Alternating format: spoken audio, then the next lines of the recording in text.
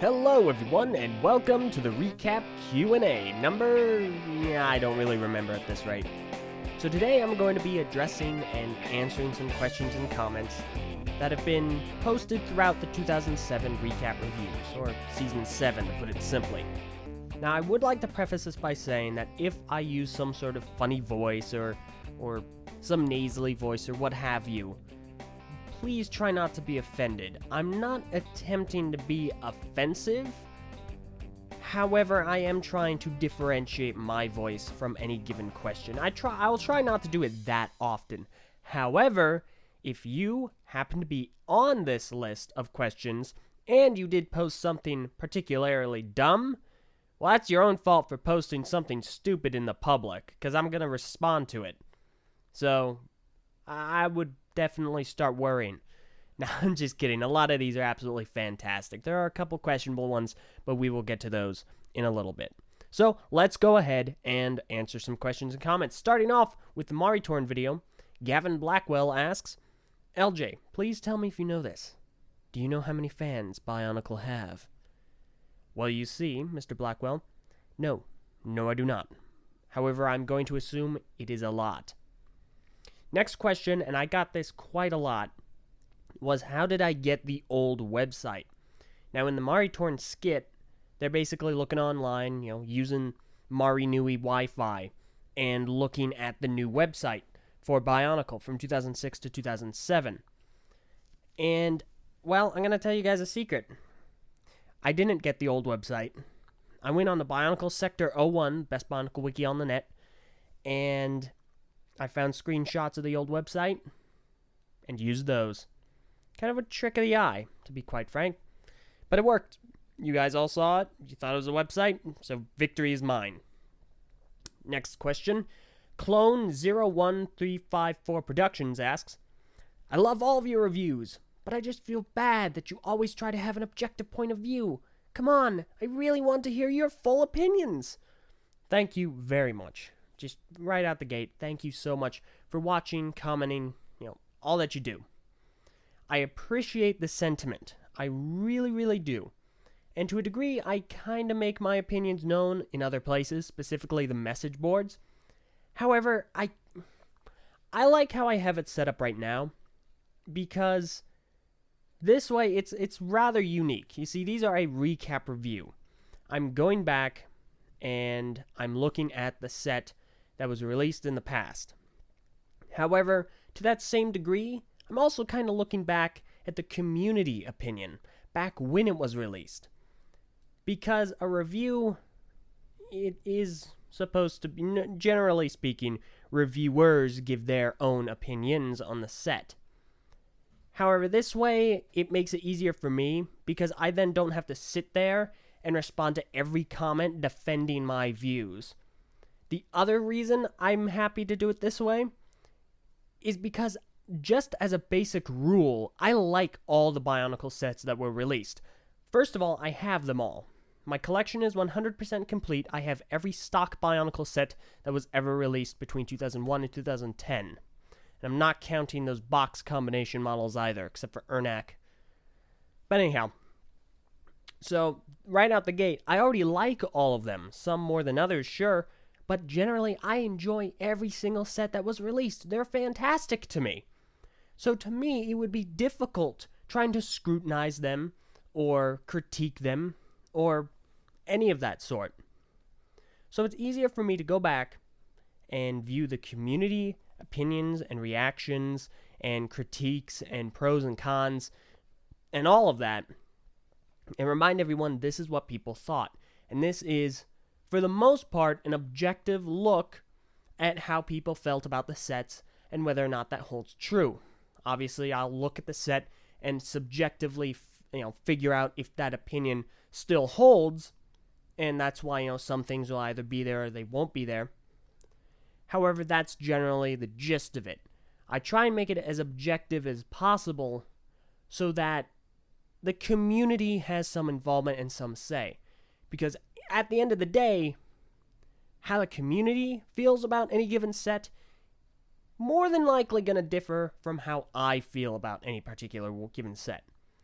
So does that make sense? I really hope that does. It helps community involvement, and it allows people to join in the discussion and critique the set for their own, and it gives a little bit of a window into the past and how the old Bionicle community was and what they thought about the sets being released during their time. Alright, so I believe that sums it up. So with that out of the way, again, thank you. Let's move on to the Hydruka review comments. Mystica Maniac says, I do not think that having no articulation in the elbows is a con for any of the Matorn size sets. Back then, you knew very well what you were getting, and that was a small set that lacked certain abilities and had a low piece count for the sake of having a low price range. Sure, today it would be inexcusable, what with the super small bone pieces introduced in CCBS, but back then I feel it simply shouldn't be a con. First of all, I appreciate the comment, and I appreciate your viewpoint. However, that's not entirely the case, and I don't believe that's true. I 100% believe that it should be a con. For the very reason that CGI lies. That's right, I know, huge shock, but it's true. You see, on the box art, and on many box arts, you will see characters and sets with limbs that do not move. They have no articulation. However, on the box art, in the CGI, they do have articulation, and that's a bit of an issue.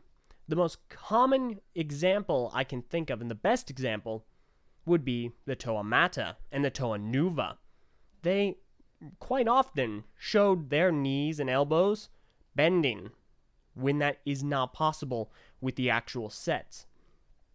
Hydruka, very similar thing here, because those limbs did move in other CGI, the Metrotorin, for example. So I personally believe it should absolutely be a con, because judging from the box art, you are not guaranteed what you're going to see is what you're going to get.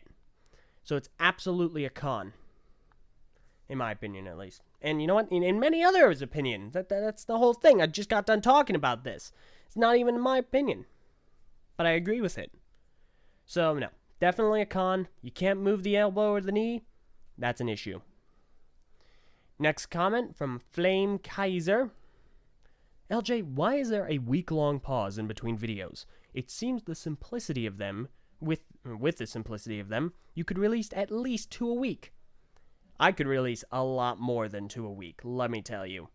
However, there are a couple of reasons why. First of all, I like the time in between. Because sometimes I don't have a stockpile, and the time in between video releases gives me a lot of time to actually make them, stockpile, record, edit, so on and so forth. So a week's time is quite advantageous to me. Second of all, this series follows a particular schedule. That schedule is every Tuesdays, so long as the series is actively running and in season. So every Tuesday, you should expect a recap review. And I have been actually really good at sticking to that. You may see some of the YouTube videos say that it wasn't released on a Tuesday, but that's just because of time zone things. It really was, I can assure you. Or at least, in some places, it's always released on a Tuesday. Maybe not in some other places, but it is. It really is. But anyhow, not to mention, it paces things nicely. Because this is an issue that we do worry about, flooding people with videos. So we do pace the content, and we make the content varied enough so that anyone looking for any one particular thing sees it, but they're not overloaded with it. So you're not going to see me every single day of the week, for example, with a recap review. That'd be an oversaturation, and you guys would get bored of it. I'd assume. I would get bored of it. I would get tired because I'd be working so hard, but still. So that's why there is a delay and a pause between videos per week, 1 per week. And keep in mind, these videos also come out a week prior on Vessel. So if you ever want to see, if you ever want to see a recap right after the recap, they're on Vessel for early access, which I would definitely recommend. It is really good, great value, and I'll explain why later. So anyhow, moving on to the Takadox video. Ronan Rives, my apologies if I can't pronounce any of these names right. How did you make your backdrop? Well, I will actually post a picture, but the backdrop is actually really simple. The way I do it and the way I've done it is I set things up at a bay window, which you will see what a bay window is when I post the picture. And I take a roll of paper, a thicker paper, obviously. I roll it out, make it look like it's sloping, take 2 lights, and, well, the picture will basically do the talking for me. It's actually rather simple. Now, I know there are other better ways to do it, I'm assuming. Specifically, a light box is quite common, and you can look up what that is. However, this is the way I do it. This is a rather simple way of doing it for me, and I'm sure I can do it better. However, that's what it is right now, and, always room for improvement. But there you go. IDK asks, where's Biocraft? It has been like 4 years. It has been like 4 years. But let me tell you, on our on our 10,000 subscriber live stream, we did discuss the subject of Biocraft, and the long and short of it is, it's essentially like Bionicle. It's on a hiatus until we deem it the appropriate time to pick it back up again. In the meantime, we're going to focus on growing our channel, growing our content, and providing consistent quality content for you guys to enjoy in the meantime.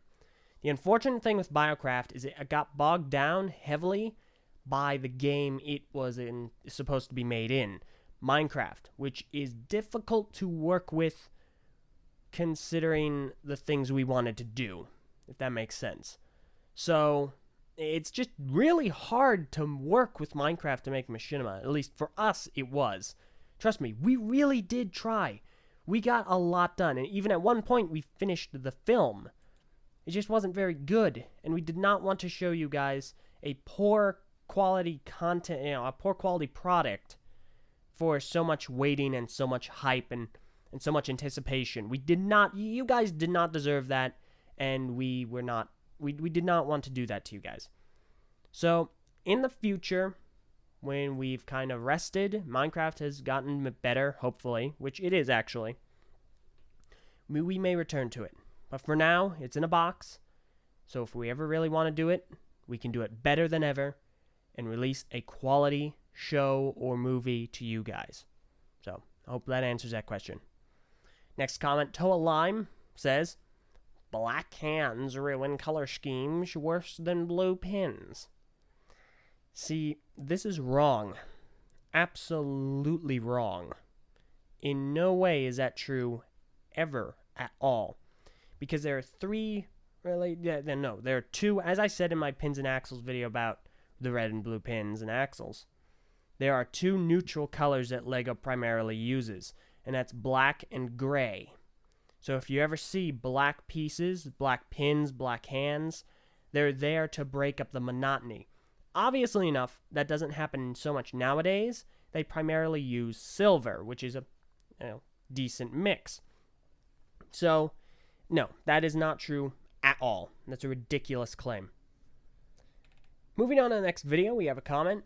The Kalma review, LEGO Universe, says, Hey LJ, really like all of your videos because it brings back many memories. Just something to think about. Can you add subtitles to some of your reviews? Other than that, your reviews are great. Thank you very much. I am really happy that you like them. I appreciate that greatly. So, as far as subtitles is concerned, I don't know. I could add them to the videos. However, I'm fairly confident I'm not going to.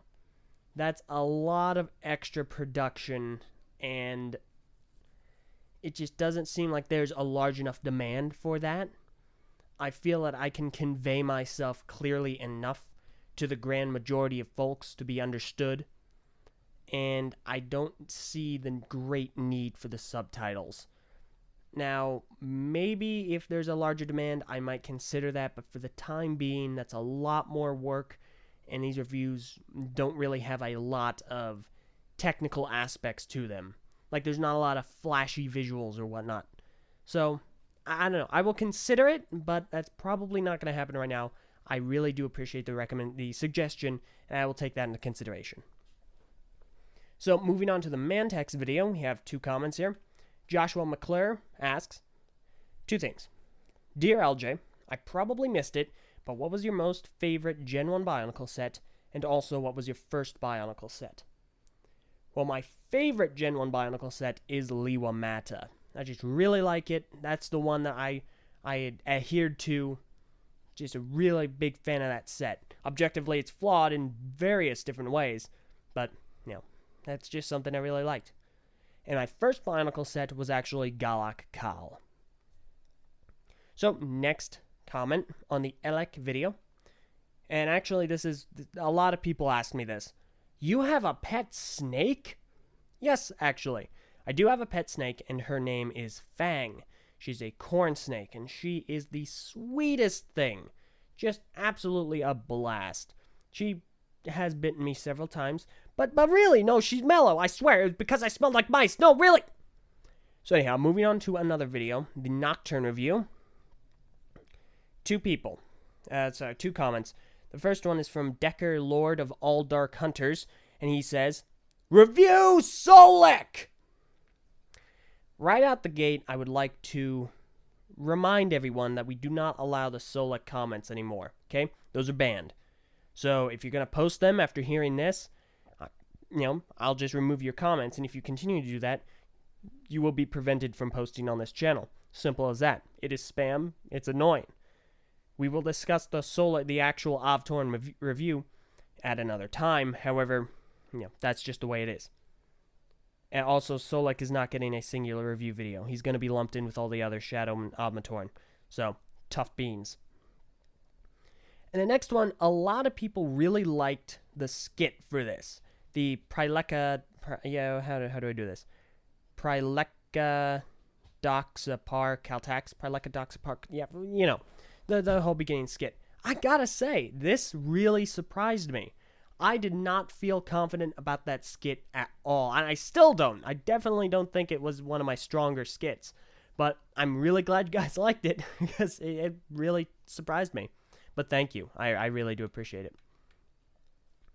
Next video, Kongu. We have a comment from BMW Films. "You talk so slow. I have to speed up the YouTube videos to keep from falling asleep." I'll have to sincerely apologize. I'm just trying to make sure your car can keep up. Next video, the Huki comments. Gabriel Song, and I apologize if I did not get that right. He asks, "Hey LJ, will you review some of the major combiners like Takuda Nuva, Voparak, or the Shadowed One after you finish the set reviews?" I've been considering it, however, it's not likely. Personally, I'm not interested in reviewing any of those combination models because, obviously enough, the original Technic G1 design, they're not exactly rock solid, you could say. I'm not interested in breaking a lot of my pieces. So, while I wouldn't say yes right now, and I get this question a lot, I'll say maybe. I'll consider it. So maybe in the future, once I'm done. Owen Kansmo asks, "Can you maybe put the disclaimer in the video description? You say the same thing every time. We know they're not your opinions by now, and it's annoying to have to listen to it over and over." Comments like these, and actually other comments, are the reason I don't put the disclaimer in the description. Because you know what? I've been proven time and time again in these comments that no, you guys don't know they're not my opinions by now. That's a generalization, I understand, but people like this don't get it. They don't realize it yet. And I've been proven that this is the case. People still say, "Well, your opinions are stupid." The whole red and blue pin video, direct result of people saying that was my opinion. Despite the fact, in the beginning of the video, boom, disclaimer, not my opinions, they're community opinions. I mean, I agree with the red and blue pin con, of course. However, that's still not my opinion. That's held by the community at large. The people saying that's not it's not a con, they're a very small minority of people, and they're wrong. Okay? So no. What I probably am going to do, actually, to make matters worse, is overlay the disclaimer on the screen while I read it. So it's a double whammy of, hey look, disclaimer. I do sincerely appreciate your inquiry, but no, I'm not going to put it in the description. And if I am going to put it in the description, I'm also going to have it on screen, and I'm going to have you listening to it at the exact same time. So it's not going anywhere. Next comment on the same video is from a guy by the name of Jason Eichenberg. And until now, he has not been able... I couldn't respond to him because he didn't have Google+. Well, lo and behold, going back to gather all these questions, I find out, oh, hey, I can reply now. So, Mr. Eichenberg, if you post these comments again, I will reply. But I want to address this here. LJ, you do realize that there is silver on the weapons. Also, it's not gunmetal, it's chrome, and he is not stone, he's freaking earth. Hint, black equals stone, brown keyed orange equal earth. Another thing, the proportion of the torso is reversed, like Kalma. You need to wise up, LJ, and do better reviews. Okay. So, a lot of people are probably going to get on my case for what just transpired, and by what transpired, I mean me reading it like that, really annoying and obnoxiously, like, LJ, don't be so mean. Don't be such a jerk, okay? He's only voicing an opinion. Yeah. I apologize if you get offended, Mr. Eichenberg. However, you're wrong. First of all, I've gotten a lot of criticism for being nitpicky, especially in these videos and regarding the red and blue pins. However, this takes it to a new level. I don't know all the proper color names for all the different colors LEGO uses on their sets, and I'm not personally going to take the time to learn them. If someone wants to teach them to me, sure, that'd be appreciated. I know there's a guy in the community by the name of Enkir who is incredibly well versed with the color names. It's absolutely astounding. It's really cool. However, I personally am not going to take the time out of my day, out of the production schedule, to learn all the correct names. It's not going to happen. And sometimes I just say things for the fun of it. Green Lantern green is bright green. I know that. But I call it Green Lantern green because it's kind of funny to me. And the translucent lime green is not translucent lime green. I do not actually currently know the name of that, but I do call it trans light green. Sorry, trans lime green. Also, unless the only game you played, the only media of Bionicle you consumed was Vnog, then in no way, shape, or form can you think that black is stone and brown is earth. The complete opposite is true. That's why I was a little concerned at first. I was afraid that this was not an actual serious comment, and that it may not actually be. But for anyone wondering, that's wrong, okay? So, with that out of the way, let's move on. Actually, to another video, the new Paru review, in the comments there. Carter Thompson says, actually has Lego does still not have control over pin color, Mr. Smartmouth. The only reason New Paru has black pins was because Lego had black pins in the first several Bionicle years. Only in, 2006 did they introduce red pins. For what reason, I don't know. But when they made New Paru, they said, hey, this set has a lot of black. To keep a good color scheme, why don't we add in those black pins we have? So there. Come at me, bro. I will, because you're wrong, and you're completely and utterly wrong. Nothing about what you said is true, pretty much at all. Lego has full control, and I outlaid this in my red and blue pin video. Nothing about what you said is true. Literally nothing. If Lego has no control over the pin color, that in turn means they have no control over colors. And that's obviously not true. And in fact, it's really great that I'm reading this now, especially after Aerobricks, VBBN over at Aerobricks reviewed Galley Uniter of Water, the new 2016 version. And I have to appreciate the timing of that review and the timing of me reading this comment, because lo and behold, Galley uses black pins. Really? That's a surprise, especially considering that red and cyan, which, I guess you could say azure is a darker form of cyan, red and cyan are complementary colors, aren't they? Well, no, they aren't, but still, you could probably pass it off. Maybe. But no, she uses black pins. And Liwa uses red axles. Kopaka uses red axles. A bunch of the other Toa use the blue pins. Specifically even Umarak. So obviously, they have full control over the color of pin they use. They used it in Galley. Black pins on Galley, but red on Kopaka? And you're saying they still don't have any control over that? Ludicrous claim. Go watch the video again. Thank you. Daz101 Full says, Hi LJ, I have a question. I noticed you didn't review all the Mari in one video. Was it because of the builds of the Toa Mari? I saw you do the Toa Metro in one video, why not the Mari? I think a good way to explain this would be, obviously enough, the Metro are clone sets. They're all basically the same set. So if you get one, you effectively have the experience of having them all. Same thing for the Hordika, the Nuva, technically, the Mata, so on and so forth, the Anika, up until the Baraki and the Mari. Well, the Mari may have similarities, strong similarities, however, they're not all the same set. They're very different in several different ways. So you can have Kongu Mari, and that's a different build from, say, Holly Mari or Jala Mari. They are similar, but they have enough differences to warrant different individual reviews. They have their own pros and their own individual cons. So that's why I went ahead and I did them all separately. They deserved it. They earned it. The Toa Mata, in fact, which I got a little bit of flack for not reviewing in one video, actually didn't deserve it. They should have all been in one video. However, they were the beginning Toa Mata. The beginning Toa, the first Toa we got. So I kind of figured it. They're special. So I'm going to give them all their own review.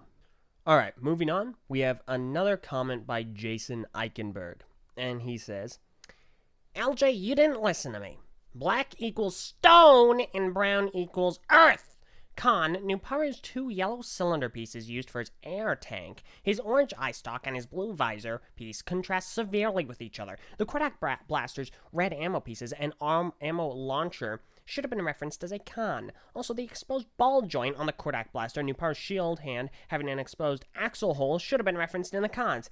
LJ, it's not green, it's yellow. Also, it's not red, it's orange. You have a temper, LJ. You should get a severe attitude adjustment.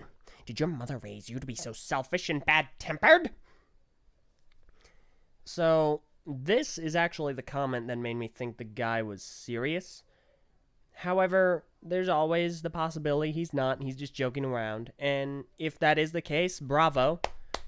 Good job. This is actually a really good representation of somebody who would act like this. But on the off chance that you're not joking, my goodness. People have called me nitpicky for the red axles and the blue pins, but this crosses the line. This is really nitpicky. So, first of all, you're still wrong about the colors. Second of all, I don't care. We've been over this. And third of all, I believe that humor, it kind of just whoosh, like over your head, like an airplane or something. My mother did not raise me to be so selfish and bad-tempered. YouTube did. I'm kidding. Anyway, next comment. Jared Dershi says, and I apologize if I mispronounce that. He asks, did anyone else notice LJ put the breathing pipe in the wrong spot? Urgh. Okay, so I did respond to him in the comments, and he's right. I did. I built the set wrong, which sucks because I thought I had built it right. I even went over the instructions again. But my goodness, he's right. Not to mention that fixes one of the issues with the set. It was incredible. So thank you so much for pointing that out. This is why I asked people to point out any issues or mistakes or something they feel I should have mentioned. Thank you so much, once again. Moving on to the Motoro video. Jayco says, RIP LJ's voice. Oh, wait, no, my apologies. RIP LJ's throat after that Maxilos Makuta voice. Fun fact, that was not me. That was actually Venom. Anytime that Makuta is on stage, I get Ven to voice him because he does a really good impression of that voice. So, thanks, Ven. In the Maxilos and Spinax video, Toe of Darkness says, I love that skit. Well, first of all, thank you. Fun fact with that skit, and the reason I'm bringing this up, is because I actually did not film that. That is currently the only recap review skit that I have not personally filmed. Now, I actually had no involvement in it aside from scripting it and writing it out. The voice work was handled by Venom, the editing was handled by Venom, and the footage was actually handled by Ven as well. And the reason for this is because I really wanted that skit to be a thing. However, I did not at the time have Skull Scorpio. I also was in the process of moving. So those two things combined, it was rather difficult for me to get everything set up. Now, at the time, I believe I had ordered Skull Scorpio. However, I was not confident he would arrive in time for that skit to be a thing. We were moving. I wasn't sure I'd have my computer actually up and active. So I did not want to chance it and asked Ven to do it, and he did a fantastic job. So, and obviously everyone enjoyed it, so everything did work out. So thanks, Ven. Moving on to the Lesovic video. Now, this guy, I've seen him comment quite a few times. Really funny name. His name is, it looks like Gabulous Goatee. However, that's really pronounced Fabulous Fish. It's an English thing. It's confusing. And he says, "Did you mention the battery eyes? I always thought it was an odd choice on him since he had no vision-based powers." Now, I did respond to him and I clarified what had actually happened, but the Lesovic review I had reviewed, I did that video twice. The version that is currently up on YouTube is the second try. The first try was the first actual time I had recorded using my new setup after I had moved, and unfortunately I wasn't accustomed to the acoustics in the room, so it sounded really bad and echoey, so I had to completely redo it. The unfortunate thing is, in the first attempt, I did mention the iPad, the battery eyes. For some reason, immediately after doing that, I completely forgot about them. So, thank you for pointing that out. I apologize for the inconvenience. Next video, the Karzani review. Ombustablemon guy asks, "Could you review some of the minifigure scale playsets, like the Hordika and Paraka ones?" I could, I won't. You see, I don't A, have the space to currently put them anywhere, and B, I have no real interest in going over them and reviewing them. Maybe in the future, but certainly not now. And I'll tell you this, combo reviews would probably come before they did. So that pushes them off into the future even longer. But I'll consider it, but not likely. Derpy Laser 123 says, "Dude, your reviews are fantastic. I can't wait to see the next one. I have one question for you. Why do you think that the Fantoka and Mystica are clone sets? If you can answer that question in a Q&A video or in the comments, that would be nice. Great review as always." First of all, thank you so much. I really do appreciate that. And second of all, the reason the Fantoka and the Mystica are clone sets, at least the Toa Fantoka, the Makuta Fantoka, and the Toa Mystica, is that, similar to what I was saying earlier, they do have differences. However, their actual builds and the experience are similar enough not to differentiate them to the degree where they would all warrant individual reviews. Does that make sense? Like, they're all different sets in a way, but the experience of actually building them and the I don't know, the atmosphere surrounding them, I can't put it into words. I don't understand. I've been talking for a while. However, they're just very similar, and they don't have enough build-wise to differentiate them, experience-wise, to actually differentiate them from each other that much. If I got Tahu Mystica, and I also got Kopaka Fantoka, I'd be building different sets, but they'd be similar enough that I might as well be building one to build both. Does that make sense? I hope so. I hope that answers your question. Jet Ray Dude says, "I never got why open axles were considered a con by anyone. They just don't bug me that much." I'll go ahead and explain that. The reason open axles are considered a con is simply because it makes the set look unfinished. See, an open axle is an indicator that the set needs something to be put on the end of that axle. The only exception to this would be on a staff piece. So, for instance, if the Toa Haga were being reviewed again, I probably would not bring up the fact that some may consider the open axle on the staff to be a con, because it's a staff. It's not actually meant to be it doesn't need things put on it. That's evident in its design. That's what the implication is. But smaller things, smaller axle pieces that don't actively contribute to the design or appearance of the set make the set look somewhat unfinished. A great recent example of that would be Qatar, Creature of Stone. So he has some open axles that makes him look absolutely horrible. So I hope that answers your question, or inquiry. Finally, Stash Maniac asks, LJ, all these sets you review, where did you get them? Did you get them when they came out back in the day, or kind of a combination? Some sets I did get back in the day when they actually came out. Good example of that would be Titan Matanui, which, oh my goodness, I'm so glad I did. And some of them I buy off of eBay or Bricklink. A good example of that would be... What is a good example of that? Karzani, for example. He would be a good example of that. Ikarax, who you'll see coming up soon.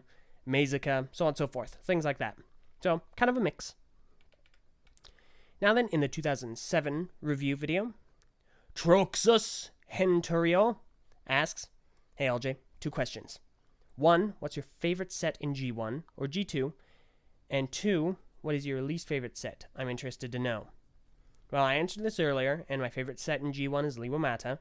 And for G2, currently thus far, my favorite set is Liwa Master. I really like that set. And my least favorite set in G1, see, this is difficult. This is the thing that I can't really do. I like them all to the degree where I just can't pick a least favorite. At least not one that I can currently, off the top of my head, think of. So I'll say, because of the review, I'll tell you one that I thought was going to be really good before I reviewed it, and then I actually got a hold of it and rebuilt the set, and was like, oh, this is not as good as I remember it. And that's Kreka. Kreka did not live up to my mental knowledge of him. I did not remember him being as disappointing as he ended up being. So, I guess you could say that. And least favorite set for G2, again, same issue. I'm probably going to go with Skull Slicer, though, just off the top of my head. No real reason. Next comment, my apologies. Sam Butler asks, question for Q&A 7. LJ, who do you prefer more? The Fantoka or the Mystica? Personally, I prefer the Mystica. True, I'm biased because Tahu's there, but I really like the Makuta there, especially Krika. You know why. Well, first of all, thank you very much for the question. And are we really up to Q&A 7? Wow. Anyhow, I personally prefer the Fantoka over the Mystica. No, that's not necessarily because the Toa Fantica. My goodness, I've been talking a long time. That's not necessarily because of the Toa Mystica that I dislike them or like them less. It's just because I like the Fantoka more. I like the designs more. I like the fact that Liwa is there and he actually looks somewhat decent. I really liked the aesthetic and the design of the Makuta of that wave. So that's personally where I stand there. However, Krika is really cool. So finally, we have a couple of message boards questions. Middle Finger Studio asks, do you ever miss your old background? I know the new one is more professional, but the old one had an odd charm to it, at least for me. And as characters, do you like the Avmatoin? First of all, no. I don't miss my old background absolutely at all. I don't miss the look of it, and I definitely do not miss setting it up, which was horrible. Absolute pain. I much prefer my current setup. And as characters, yeah, they're all right. I don't dislike them as characters. They played their role. They were fine. And then Leo Xandar asks, what are your thoughts overall on the 2007 story, and what were your initial thoughts, if you can remember that far back, when you learned that the Toa Nuva would be returning in 2008? Well, I have quite positive feelings about the 2007 story. I really enjoyed it. I thought it was great. I personally prefer it more than 2006 story. I just enjoyed the character development more. I enjoyed that they actually went and did some things like kill Matanui, and I'm glad that there was actual repercussions to the actions of certain characters. I enjoyed that. I liked that a lot. I also really enjoyed the sets. And I was really excited when the Toa Nuva were revealed to be coming back in 2008. Like, really excited, because Liwa would be there.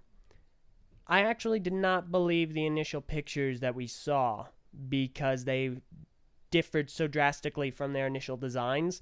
I was like, come on, this has got to be fake. And actually, during the time that the leaks for the 2008 Fantoka were released, there was an influx of leaked images, or fake leaks. Kind of funny, because we're experiencing that so much now, but that actually did happen specifically in 2008. So, I did not believe that they were A, real because they differed so much from their design, and B, real because there were so many fake leaks. They turned out to be, much to my disappointment. So anyhow, now that we've gone through all that, again, thank you everyone so much for all the questions. We're going to go ahead and get down to when are they coming back? When am I going to start reviewing all the 2008 sets? Well, ladies and gentlemen, the return date for the recap reviews are December 29th. Now, that's actually coming up rather quickly, and I would like to stress that December 29th is the release date on Vessel, not on YouTube. YouTube, they'll be out a week later on November. Come on, what's the month? January 5th.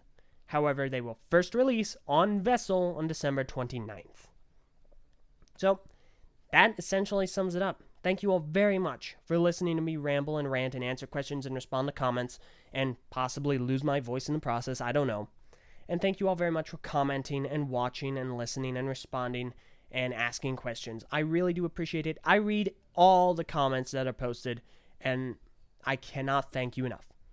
As far as plugs go ahead and continue the discussion either in the comments below or on the TTV Message Boards at board.ttvpodcast.com.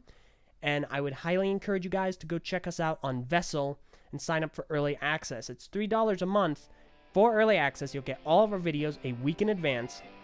However, not just ours, you get access to week early videos all across their website for all content creators on Vessel for only $3 a month. Fantastic deal. You get access to so much great content, and it really does help support us. You have no idea. So thank you all very much for listening. And actually, before I forget, that's vessel.com/TTV channel, and that's where you'll find us. So anyhow, thank you all very much for listening, and I will see you guys in the comments again soon. I'm LJ, and I'll see you all on December 29th. Farewell.